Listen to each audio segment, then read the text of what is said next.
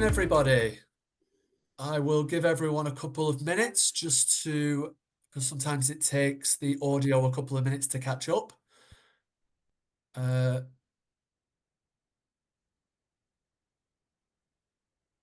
was going to say welcome. Hope everyone's having a nice day on this sunny afternoon, but I suppose we're probably all ranging across the country, so it depends. We might be nice and sunny up in the north and something different down south, but I will crack on. I will get started. So just to introduce myself, my name is Michael Graeme and I'm a Senior Project Manager for Trueman Change, and I will be the host of today's session.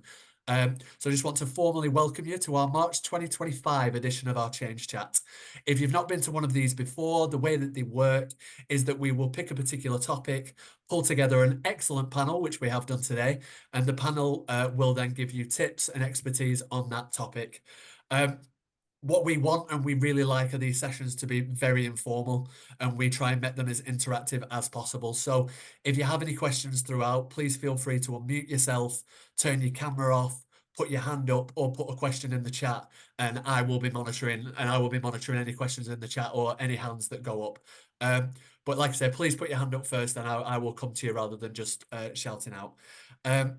So as I've mentioned, we really want this to be an interactive conversation, and as everybody on this panel will be aware and everybody on the call will be aware, housing tends to generate lots of conversations and questions, and we want those questions, we want those conversations to take place today. So please engage as much as you like. Another little final bit from me, we do record these sessions, as you may have noticed, and everybody who is booked on will receive a copy of the recording. So if for any reason you have to unexpectedly leave, or if you want to share with anybody, you can do so. And also the recording will be shared on our YouTube page and social media channels afterwards. So cracking on with today. So today's session is on change management strategies for housing sectors. And we have pulled together an excellent panel for you today, comprising of Rachael Walker, who's a friend of Trueman Change and our policy expert. We've got Justin Hunt, our associate consultant and housing expert, Graeme Beedham, who's a resident engagement expert, and Darren Levy, who is an experienced director of housing. For those of you who frequently attend these, you will know that usually Lucy is on one of these. Unfortunately, she can't make it today as she is at the DCN conference, but she hopefully will be joining us for the last 10-15 minutes. So yeah, keep your eye out for her. So thank you again to the panel, and I will just go through you one by one and ask you to introduce yourself. So Rachael, if I could come to you, please, first. Good afternoon, everyone. I'm Rachael Walker. I'm Associate Consultant and friend of Trueman Change. I specialise in public and social policy, so sort of the wider macro landscape around some of the stuff that we'll be talking about today. But I support housing associations and housing providers through Trueman Change with change management. So I'm here today as our resident sort of on the panel around change and change management strategies, the sort of organisational psychology stuff that Lucy would normally chip in with. So I'm really delighted to be here. I'm excited to talk about housing. Justin, I'll come to you next. Yeah, thanks, Michael. Hi, everyone. I'm Justin Hunt, and I'm an associate of Trueman Change as well. Been working at Trueman Change now for just over a year, but I started in housing over 30 years ago as a housing officer and worked my way up to director level. And yeah, looking forward to a conversation with everybody from the sector. Really excited to be discussing change management strategies in housing. So, yeah. Graeme, to yourself next, please. Okay, hello everyone. I'm Graeme. I've worked in social housing for 35 years across housing associations, local authorities, and specialist supported housing. I've spent a significant portion of that time, around 25 years, at PBD and Camden Council, holding senior roles in policy insight, sheltered housing and tenant participation. And about 18 months ago, I began collaborating with Trueman Change, supporting organisations with their strategic approaches to tenant engagement. Currently, I'm working at Cairn Housing Association in Scotland and Camden and Haringey councils in London to help improve how they engage with tenants and enhance housing services. So looking forward to the discussions today. And finally, Darren. Good afternoon, everyone. Like Justin and Graeme, I've been around in the housing sector for 30 plus years. Started my journey on the reception of a local estate office and have worked across probably every element of housing. I've delivered services across registered provider, local authority and downmost settings. And I've also been a non-exec director on the boards of a number of supported housing regeneration companies, as well as some local authority managed companies as well. So delighted to be with you this afternoon. Great. Thank you. I know as we've been, everyone was introducing themselves, we've had more people join the call. So I just want to reiterate that we want these calls to be really, really interactive. So if you do have any questions, don't feel like you need to wait till the end. We will answer questions throughout. So please pop them in the chat or put your hand up. So the first question, Justin, I will put to yourself. So please, can you explain why we have chosen change management strategies for housing sectors as today's change chat topic? Yeah, thanks, Michael. For me, I think that there is a huge amount going on in the housing sector at the moment. We're trying to deal with regulation, huge changes in regulation, legislation, population increase, cost of living crisis. We have challenges around recruitment, challenges around procurement, aging stock, and the government is wanting to deliver 1.5 million new homes in the current Parliament. So I think all of those represent some significant challenges. What we then need to do is to make sure that our workforce has the skills to be able to cope with that change. Otherwise, there's a risk of potentially dropping into crisis, which clearly something we don't want to do. So yeah, I think it's a very, very live subject for us to go through, managing change in the housing sector. Great. Thank you very much, Justin. Just having a look at the people who are on the call here, I recognise we've got some current clients, previous clients, we've got people who are regular at these, so it's great to see some new faces and return faces. So the first question, Darren, I'm going to come to yourself. So there are tensions between the regulator and the need to innovate. Please, can you explain what these tensions are and why innovation is so important? Yeah, I think the pressure within the housing sector at the moment is pretty unprecedented. We're entering into a period of regulation that I don't think we've been in for quite some time, with both the building safety regulator and the regulator of social housing, with a lot of organisations having to innovate simply to meet the sort of regulatory requirements. And within that good old sort of culture change and culture strategy, I think, can sometimes get a little bit lost as people drive to kind of tick the boxes of regulation.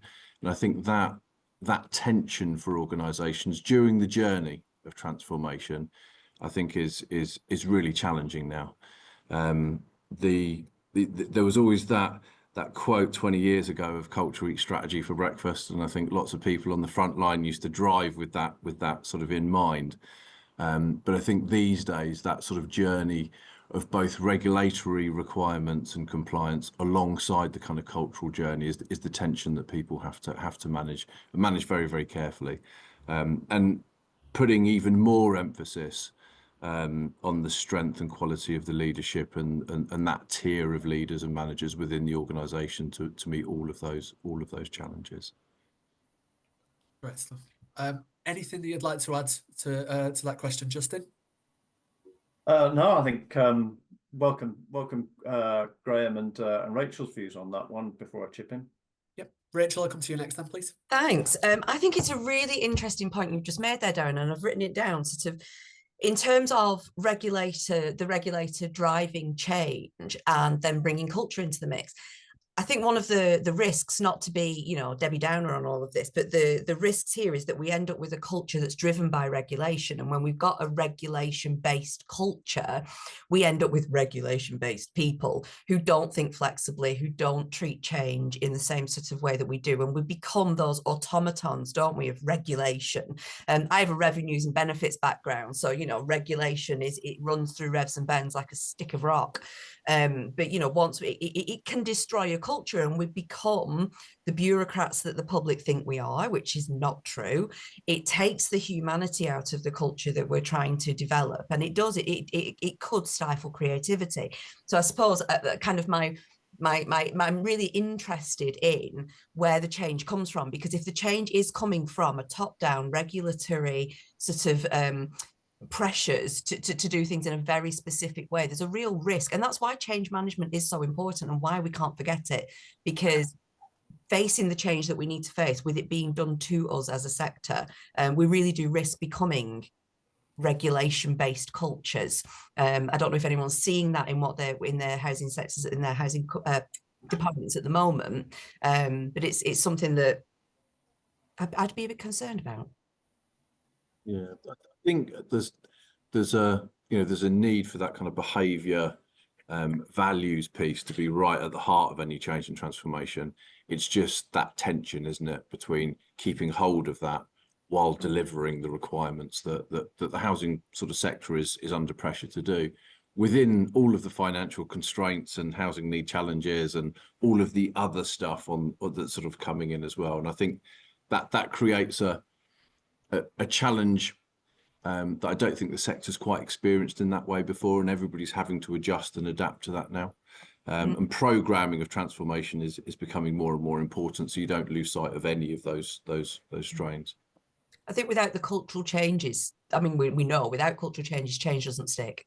Yeah, absolutely. You know, and we become resentful of the imposition of change, and we become resentful of the imposition of regulation rather than seeing it for what it is. Whereas if we build that regulation into the way in which we think about the work that we're delivering and use it as a tool rather than as an instruction, those cultural risks could be avoided. Yeah, absolutely, absolutely. So I think, yeah, for me, I agree with everything that you're saying. The challenge is that what the regulator's saying is be safe first. So I think they're very clear about that, and I don't think anybody will push back on that. What's happening though is that we're having to make, as a sector, we're having to make some adjustment relating to that that particular challenge that's emerged over the last few years. And it's very easy to focus on regulation at the expense of long-term investment in terms of the workforce and some of the softer skills that we're doing. That doesn't mean to say that we can't then move through that. But what we're discovering is that there's a spectrum of organisations in terms of how they're able to manage that change process. So some of them are managing it very well. But others with aging stock, with more challenges relating to recruitment, etc., are having to divert more and more resources into compliance and meeting the expectation of the regulator. But that's coming at the expense of long-term investment in the staffing resources, which then starts to create problems around service delivery. And so we've got to make sure that we come through that as a sector and that we are in a position to be able to do that long-term investment in the workforce. Anything from yourself, Graeme, to add to what the group of what the panel have said? Yeah, I mean, only to agree, really. I mean, one of the things that I'm thinking while I'm listening to people is about Scotland. You know, obviously I'm doing work in Scotland and England at the moment, and there is a regulatory requirement in Scotland for every organisation to have a resident involvement, tenant participation strategy, which I think is a great thing. On the one hand, I sort of thought, well, it's great, should be the case in England. It gives clear direction, you know, sets the culture and that type of thing. However, it can also mean that the document itself just becomes a tick box exercise. The regulator requires that we have it. And the document kind of says stuff, but underneath it, things aren't actually being done. So I think for me, there's a bit of evidence that, yeah, that there can be a problem with regulation in that sort of sense. Thank you. It'd be really interested if anybody sat here today has had any similar tensions that they'd like to share, or any questions around tensions that they feel like they could bring to the group and get some advice. Just going to move on slightly a little bit, and Graeme, I'm just going to come to you. So as our resident engagement lead, you've researched over 100 resident engagement strategies. So just a question for yourself, what are the views of residents about how the sector manages change? Sorry, I just think I muted myself there. Yeah, I mean, I think that's quite an interesting question for me in a way, because I suppose partly I can't speak for residents per se, but I think from my experience, residents often feel that change in housing is something that's done to them rather than with them, to be honest. I think while some appreciate improvements, many are frustrated by poor communication and lack of meaningful consultation, disconnect between what's promised and what's delivered. I think that said, you know, when organisations engage properly and communicate transparently and involve tenants in shaping change, I think the response is going to be more positive. But, you know, there's some kind of recurring concerns that I would expect that resonate with most people here, to be honest. I don't think these are going to be anything new. Things like lack of meaningful consultation. I think residents often say they're not properly consulted, or that consultation happens after decisions have already been made. Change feels imposed and not collaborative. Too often residents feel they're treated, you know, as passive rather than active participants. And when they're involved in shaping decisions, they're more likely, you know, to support and accept changes. I think poor communication is a major frustration. This can be vague, inconsistent, jargon heavy in organisations. And I guess residents want to hear clear, timely updates that explain what's happening with change and how and why it affects them. I think technology, and I think, you know, obviously, you know, what happened during lockdown with the move towards digitalisation is a clear, you know, issue here. You know, it's often framed as progress, but for some, and especially some of our older and more vulnerable tenants, it's created a barrier, and residents want reassurance that alternative options remain available. And I think in some cases, residents might say that change creates disruption without enough support. You know, for example, a new IT system or changes to repairs, residents often feel disruption isn't well managed.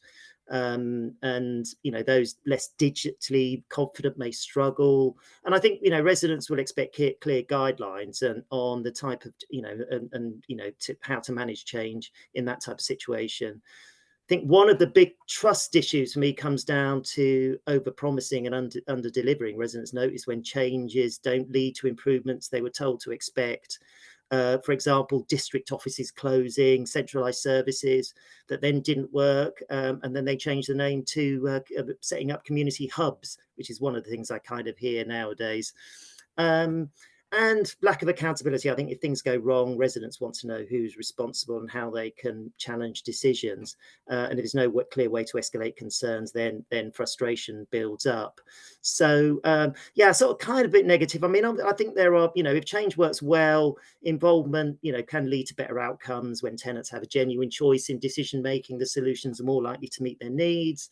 And I think transparency and honesty matter. So when housing providers are really upfront about challenges and don't oversell the benefits, residents trust the process more. And if residents can see and feel the benefits, then they're more likely to accept change.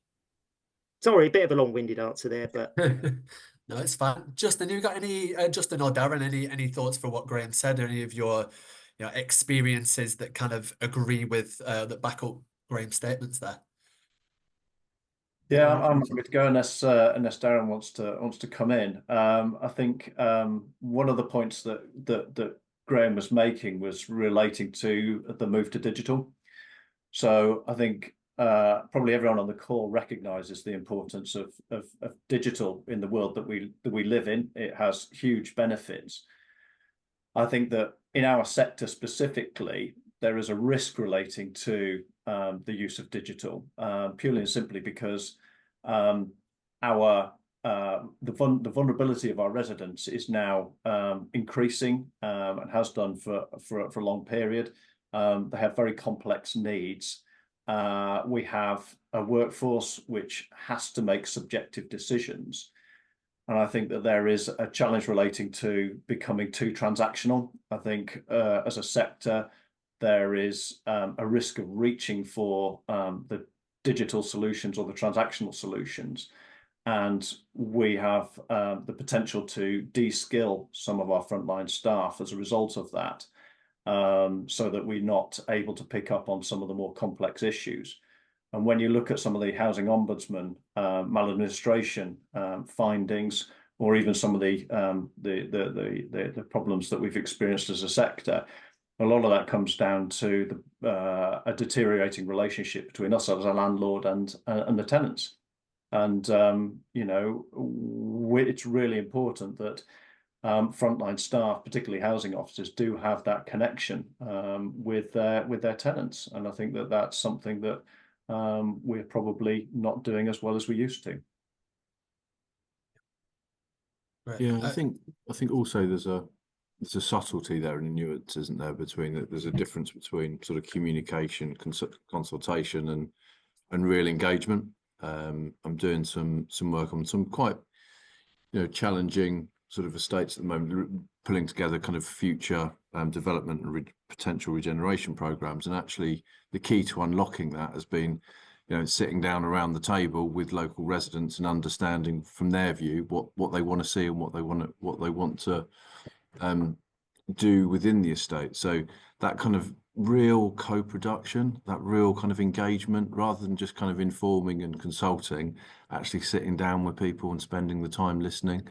And I think that's something that's really at the heart of a lot of change and transformation that needs to be built around that sort of frontline customer service. And it can be easily forgotten. It can be easily forgotten. We can get into patterns of communication and informing, but that real listening piece is absolutely key, I think. Rachel, you got your hand up. I did, thank you. Oh, you caught my signal. Yeah. Great. Yeah, I mean, like I love everything that we've all said so far. I think whilst I don't have a housing background, I do have a local government background. I've worked in local government for 20 years and as head of customer services for quite a long time. So whilst I haven't consulted on housing, I have consulted on flipping my everything else. And one of the sort of points I wanted to make is when we're thinking about this and when we're thinking about approaching consultation with residents, is that this isn't the only change that they're going through. They're going through welfare reform at the moment. Local government reorganisation is about to start hitting different types of residents in different ways. We've got, massive changes announced on what feels like a whim to us. Scrap NHS England. Why don't we do all of these other? People are being bombarded with organisational and institutional change from multiple angles at the moment, and it doesn't seem to be any sort of it doesn't seem to be slowing down. I think with housing, with it being so fundamentally emotional, so fundamentally linked to the way people's lives are run and everything, we need to be leading differently. And I think some of the work that Graeme does, some of the work that Darren's been talking about, and the stuff that Justin and I are doing in Bury, for example, it's that doing change differently, doing it in a more human way. Housing have got the opportunity to really stand out amongst all of the rest of this sort of so-called consultation and to do things genuinely differently by listening, because people have got an awful lot to say, but at the moment we do feel like things are being done to people. We can't consult on everything, but we can consult on local housing. And I think sort of, from a housing provider potential point of view, I think it's really easy to become quite disillusioned, because no matter how much we communicate and consult with people, and no matter how much we try and do this collaboratively, there are always going to be people who didn't know this change was coming. We're always going to get backlash, but we've not to let it put us off from doing that meaningful consultation in the first place, because every day is a school day. So we can either be the teacher or the student. And, I think when it comes to that set of consultation, we really do need to learn. But I'm just really interested in the different aspects of change, where we don't want to get lost in the noise at the moment, because it's crucial that we don't, but it's worth bearing in mind when we do consult with residents that this is not the only change that they're going through. Thank you very much. And we have got our first question. So Robin has got his hand up. So gold star to Robin. So Robin, over to yourself. Thank you very much. I'm new to this session, my first one, and I've got background in housing and actually building council houses, many of them in the past. But I was sort of listening to the European defence ministers on the news the other day, and I want to relate that to the point Rachel's made about the change. It's a point about stepping up the rhythm and the tremendous changes going on in the world, and also in housing. You mentioned scrapping NHS England and all that. So people are struggling with change right across the board, wherever they look. And I think part of what housing consultancy is about when it comes to housing strategies is, against that background where the rhythm is stepping up, of explaining strategies in simple terms. What are the key priorities of any change in housing? And it's about keeping a focus on outcomes, political priorities. I could go through all the sort of key points in any change, but it's also get a measure of it, is to keep calm, keep it focused. What are the key things that we need to achieve in resident engagement, improving the stock, whatever it is? Get people engaged, staff, residents, and so on, and plot a path through this in a calm and collected way. I think that's really important now, more so than it's been in the past. What's the panel think about that? Justin, we'll come to you first with that one. Yeah, I think Robin's right. You know, the known word that I picked up from what he was saying was calm, and I think leadership is about ensuring that we're able to communicate that calm, planned approach, and providing people with reassurance in exactly the way that and recognition in terms of what Rachel was saying. So yeah, I think Robin's spot on, and it chimes in with exactly what Rachel was saying. So yeah, thank you, Robin. I would completely agree as well. I mean, in terms of the communication style, and it's something that we do quite well here at Trueman Change, is that when we're thinking about these strategies and we're thinking about, there's some really simple tools and questions that you can ask your residents, or that you can tell them. One of them I've written down on my notes is, what will be different? We ask this in loads of different change workshops that we do. It's a really powerful question. What will be different? So that helps us as change leaders to sort of understand and picture things, but it's a great communications tool. If you can answer for your residents what will be different, they can immediately picture, well, hopefully, immediately picture the change. They can get on board with the change. They can visualize it. They can see what's coming. That one simple question, what will be different? It could be part of your consultations, or, you know, the comms that you put out before you consult. What will be different? It's a really powerful question, very tricky to answer. Ask yourselves, next time you're in a team meeting and you're talking about your next strategy, ask your team and go, what will be different? And just see them all clam up, because everybody will find that a really difficult question to answer. But if you can answer it, and if you can communicate that, you're so much closer to your end goal. Thanks, Rachel. Steve has got his hand up, so Steve, will come across to you. Thank you. Sorry, I'm also a first timer to this session, but I just wanted to pick up on Graeme's point about residents thinking change is done to them and not with them, and I just think that essentially not enough emphasis is placed on real engagement, and this is the problem, and finding common ground. I think organisations are often worried about the reaction that they're going to get from their residents and their tenants. And actually, if you talk to them and find common ground and bring them on board in the decision-making process, you've got more of a chance of finding that common ground, getting people on side and all moving forwards in the right direction together. And I just think that engagement is best if it's done early and it's done often. And I don't think either of those things happen anywhere near enough. Graeme, have you got any comment in regard to Steve's question? Yeah, well, only to completely agree. And I mean, I've had a look at approximately, I think, you know, a lot of the regulatory judgments that come out, and approximately 50% of those cite weakness in meeting the new transparency, influence, and accountability standard. Some of those, you know, highlight poor and declining tenant engagement as significant concerns. So we know that that's an issue, and there are ways to resolve it. Great. Thank you very much. I'm just going to move, change bases a little bit, but if anybody does have any questions that crop up in regard to resident engagement or tensions with the innovator, please don't think that's done. Please feel free to pop them in the chat and we will come back to it.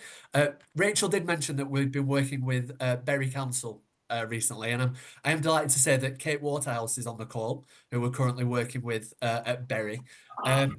Kate, would you like to introduce yourself and then also just tell us your experiences of bringing your Almo back in-house? Yeah, hi.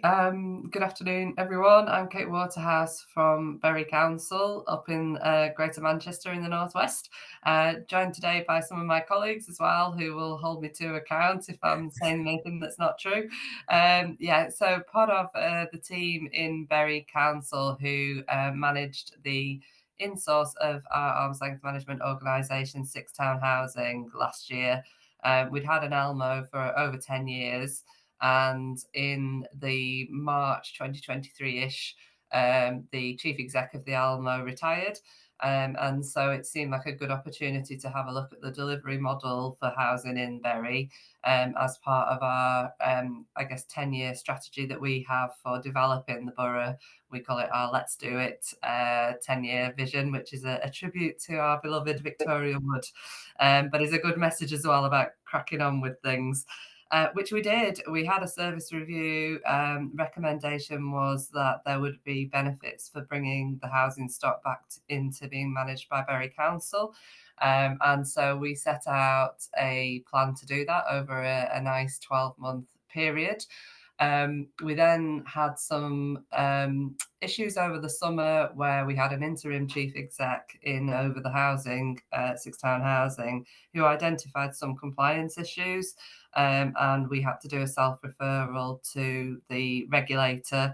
And as part of that, there was a question about could we accelerate the transfer back in-house, because we felt that would bring a bit of safety, a bit of wraparound support to people within the housing services. And as Justin says, that focus on regulation and getting it right was sort of top of our minds at that time, as well as sort of providing reassurance to staff. So we wrapped it up in 6 months and did a very sort of fast-paced transfer of staff, TUPE transfer as well, back into the council. And yeah, it was really complex because we were doing things at pace, which probably we should have done in a lot slower time.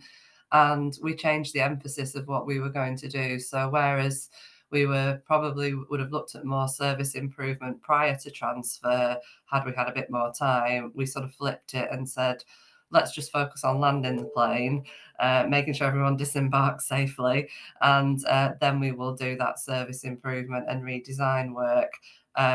And tried to explain that to sort of staff and stakeholders throughout the TUPE consultation and transfer that we did. With that message of safety first, we need to just make sure, this happens and that we don't take our eye off the ball in terms of regulatory compliance. It was interesting. We had staff there who had previously been in the council and had been transferred out and were now being transferred back in. We had some staff who had never worked in a council environment and were very sceptical about why this would bring any benefits at all, because of it's not always a great reputation of local authorities, is there, in terms of being dynamic and exciting places to work. And everything in between, really. So we were dealing with a wide variety of 250 plus staff, 7,000 properties, and trying to get that right in rapid time.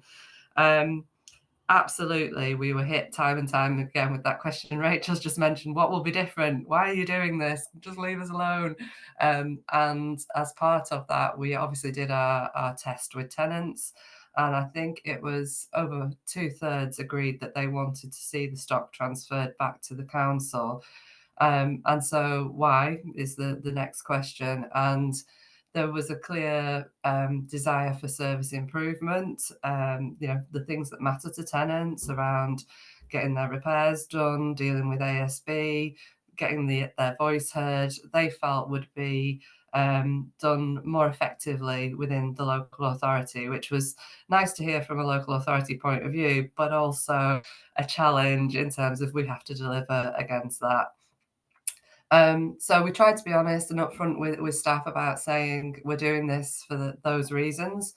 And we will start genuine co-design with you about how we deliver those improvements once we've landed the plane and once everything's nice and safe. There was a lot of skepticism about that. People believed we had a plan in our back pocket right from the start, and this was all about raiding the HRA and using the HRA to prop up council services, and therefore people who'd been in Six Town Housing were at risk of redundancy, and all of those kind of normal human fears about change and why we were doing this and what the ulterior motive was.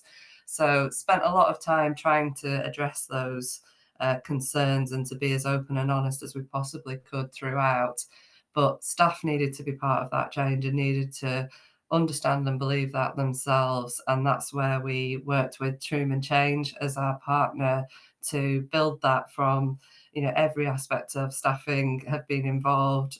We've talked to them to help them articulate the vision for the future and been really genuine with them about this absolutely is in your gift to design what the future of housing services looks like in Bury and be part of what we see as a really exciting opportunity with lots to do to help us deliver that wider vision we've got, which is all about inclusive economic growth, reducing health inequalities in the borough, and housing is absolutely at the heart of that. So, what a great time to be part of it.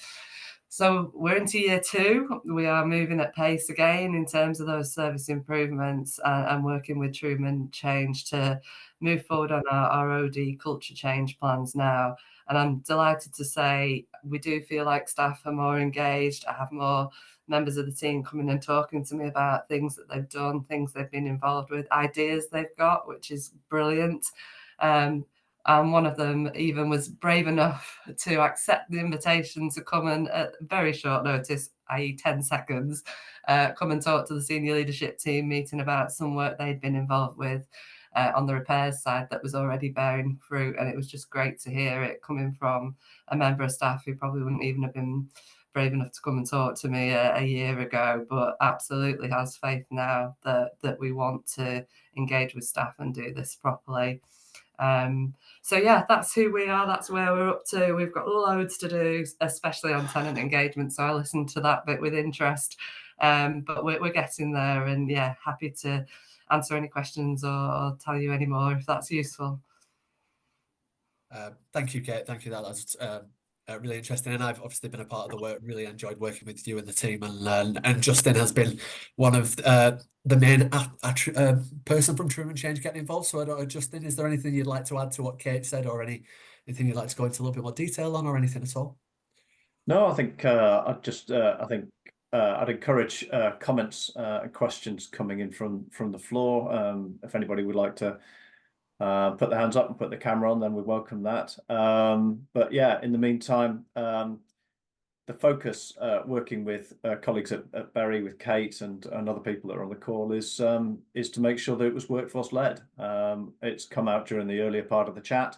In order to make sure that change is embedded, it's really important that it comes from the workforce, and that was the commission that Bury put forward, which we've been supporting them with for the last sort of 6 or 7 months. And yeah, there's no doubt that everything Kate said is right, and it's genuine, and the workforce understand that this is something that is coming directly from, that they're able to influence, and they're enjoying it. They're enjoying the opportunity to be able to go, yeah, I can influence the way that we're delivering the service, which is incredibly powerful, and it ensures that it's embedded, and yeah, and it's sustainable. Great. Well, if anyone, like Kate said, if anyone has any questions, please feel free. Darren, did you have your hand up then? Yeah. Michael, I was Kate, I was going to be slightly unfair and ask you that age-old interview question. Was there anything that didn't go quite as well that you would have done a little bit differently on reflection? Oh, loads. Loads. I think we focused a lot on supporting the housing staff. And one of the people on the call is Christine, who is our head of customer services. I don't think we did enough preparing the council staff to understand what this transfer would mean, particularly because we quickly moved probably more the corporate teams, but into their sort of respective areas within the council. And so there were a lot of receiving managers who then took on responsibility very quickly for housing teams. With all that goes with, in terms of they are a regulated service, it's different. You need to be understanding of that. And yeah, we didn't put enough time into supporting those receiving managers. And I think probably just, again, it's age old, isn't it? You cannot communicate enough. I felt like I was up and about every day doing meetings, workshops, online sessions, writing newsletters, writing emails, and the number of people that I still bumped into who said, you know, we didn't feel like we understood what was happening, or what, we're transferring back into the council, nobody told me. I'm like, oh my goodness. But yeah, you can't do it enough and in enough different ways. And that's what I meant in terms of saying, having that manager cohort, the staff cohort, who could spread those messages more as trusted messengers than I would ever be in some respects. I think we probably missed a trick on getting them on board earlier to help spread the reassurance, but also do some of the myth busting about what was happening and why. That would have been really useful, so it wasn't just seen as sort of down to me to do all of the comms. Great. Thank you very much. I'll just read a couple of comments. Well, one's come from Claire, who Claire works with Kate at Berry. So Kate was really great at embracing the communication element. There was and still is a lot of consistent messages reassuring the team, followed with the enablement / culture exercise that Trueman has helped us deliver, is really helping us to see a shift in the want to become involved and provide solutions / ideas and so on. So thank you very much for that, Claire. Really just adds to what Kate was saying very well. Moving on slightly, so we're into our, somehow we've only got 19 minutes left. So if you do have a question, get it in, because you've got 19 minutes. Roll ahead 10 years. What future predictions do the panel have, and how can you stay ahead whilst the industry undergoes continuous transformation? Let's go to you first, Graeme.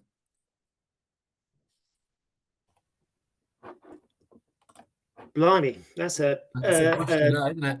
a tricky one. Yeah, I mean, I think back to when I started in housing. I kind of worked in an estate office where we used to take cash payments. So there wasn't any other choice for residents to turn up with their cash. And we used to give them the receipts and then had a bit of carbon paper underneath. And I think at the time I had a computer and I had a printer to print memos, but we didn't have emails at the time. And that was only in the kind of early 90s. So I sort of think, God, you know, going kind of forward, the change is going to be massive. And I guess, you know, AI is going to make a huge difference in that area to the way we're working, the change for residents. But I think I was listening to what Justin said earlier about digitalization, and it was a thing I kind of raised as well. But one of the things that I've been saying to people is that, in a way, one of the great thing about it should be that it can be used as an opportunity to deal with the transactional stuff, to free up time for staff to build those relations for the relational kind of work. And I think if you're going to be developing a strategy around engagement in that, and I think part of my thinking around that is one of the big changes, I think, in my experience over the last 35 years since when I've started, is we've moved very much from this idea of group engagement to people wanting engagement to be personal. So a lot has been learned from what happens in the social care sector in that respect, you know, kind of personalized approach. And I think that getting that balance right between digitalization and the use of artificial intelligence in the work and the, you know, having a personal approach with the residents, with the customers is going to be really important. Justin, I'll come to you next with the same question.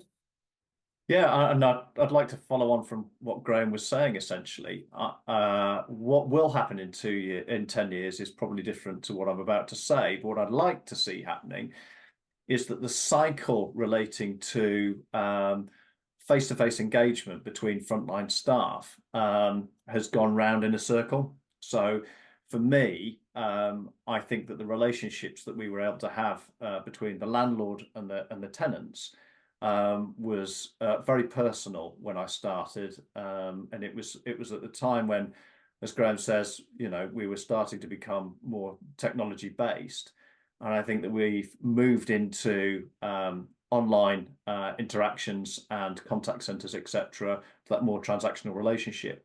I think that we need to continue that process so that we're investing in that technology, and that then facilitates much more face-to-face interaction again between frontline staff. So I don't think we're there yet, but it is starting to emerge where frontline staff have the ability to be able to do pretty much everything that they need to sitting in somebody's living room.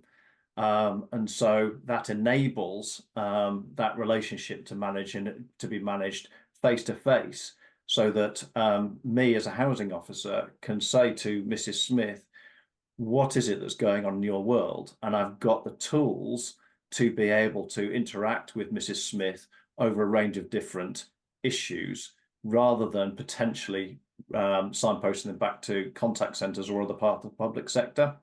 I think if we're able to move our way through that cycle of withdrawing back to that frontline relationship, but enabled through technology, then I think that we are going to be in a really positive place as a sector.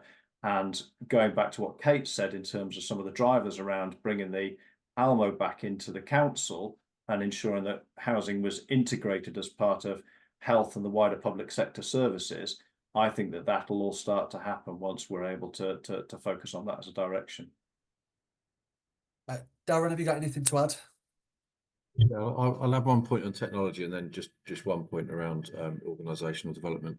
For me, I always relate to banking, and I remember 30 odd years ago when if you had to do anything with your bank, you had to go down to the local branch. You had to go in, and it could be quite an intimidating place. Whereas I think one of the beauties of online banking, and everybody does online banking now, you've got an app on your phone, is it puts you as the customer in charge of that relationship. And I think if as a sector, we still haven't quite done that, we haven't utilised technology in that way.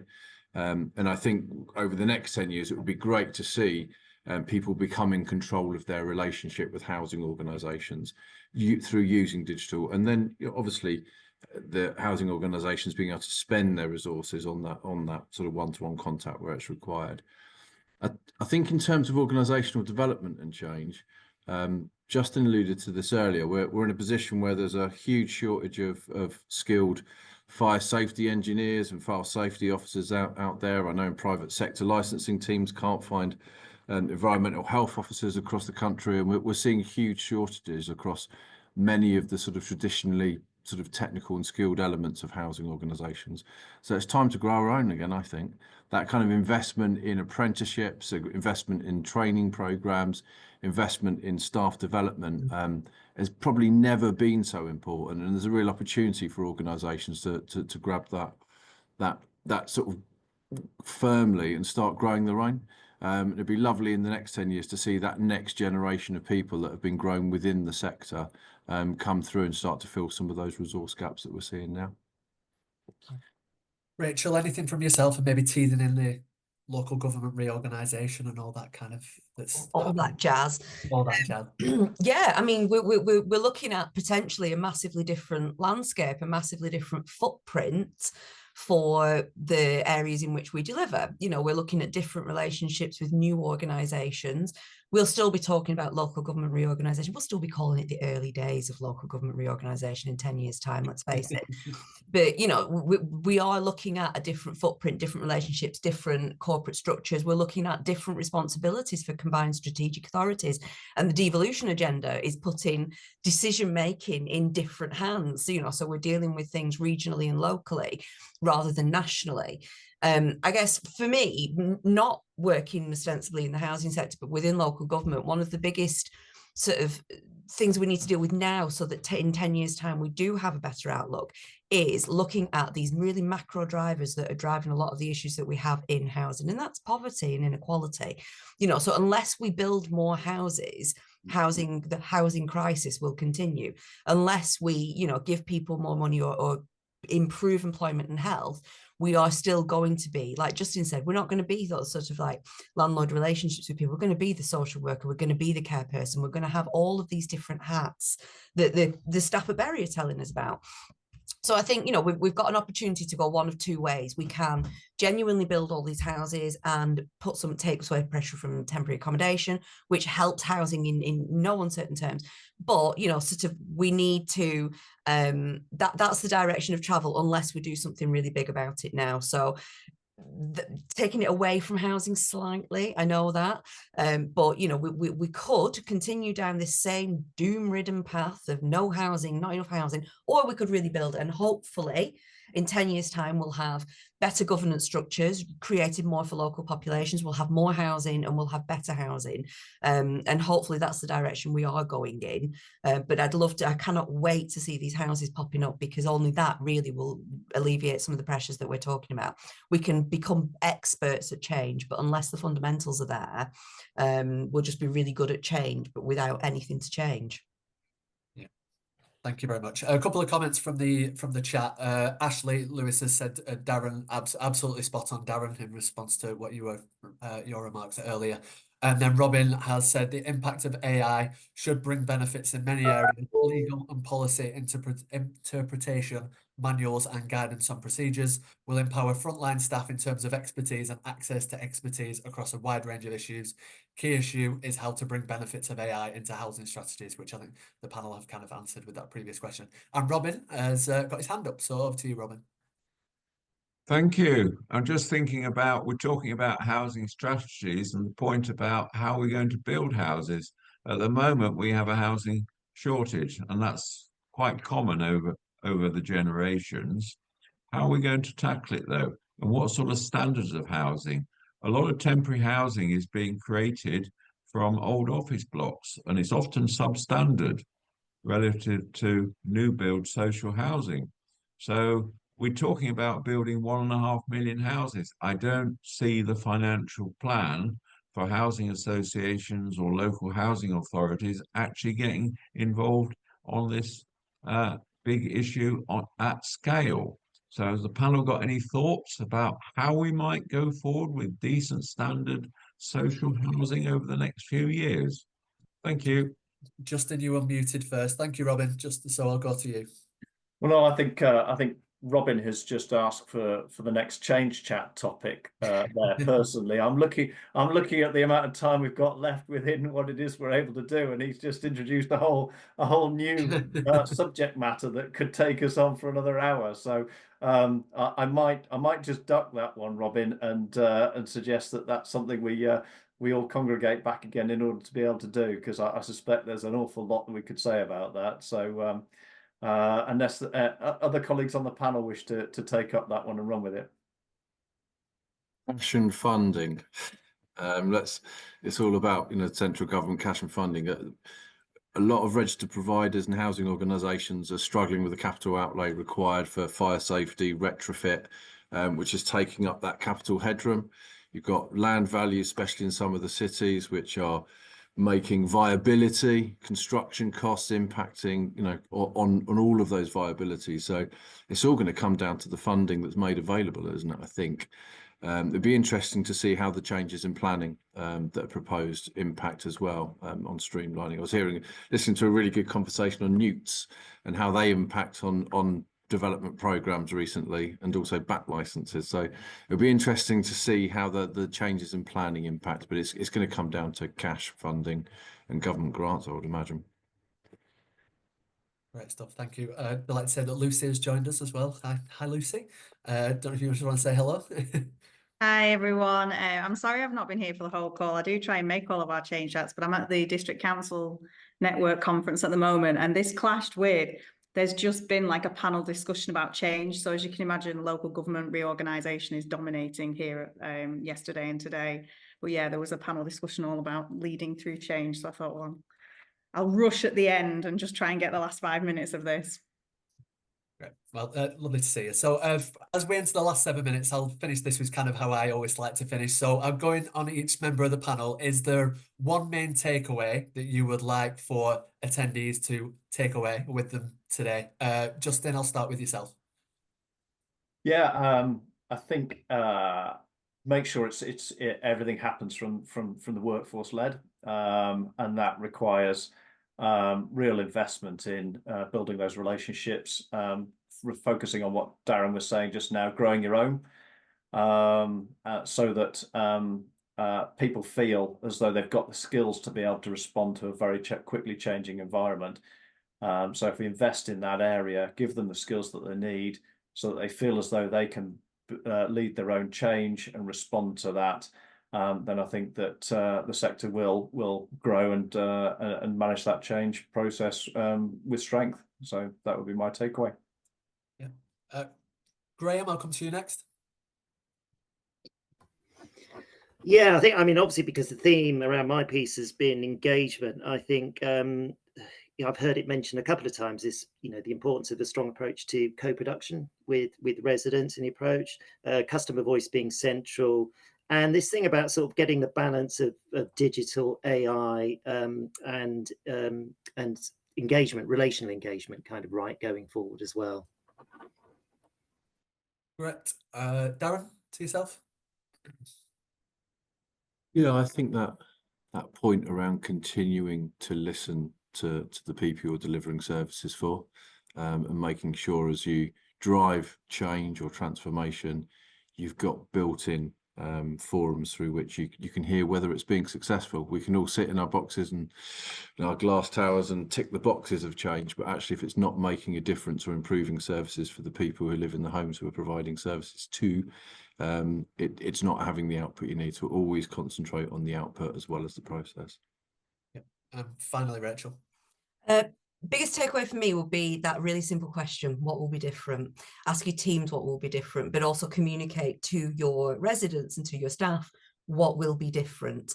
And also, can I have two? If I can have two, I'll have two. It's to keep doing it, just keep doing it. So like Kate mentioned that staff were a bit skeptical of all the consultation that they're doing, and it takes us like probably the first quarter of any session with anybody to overcome skepticism.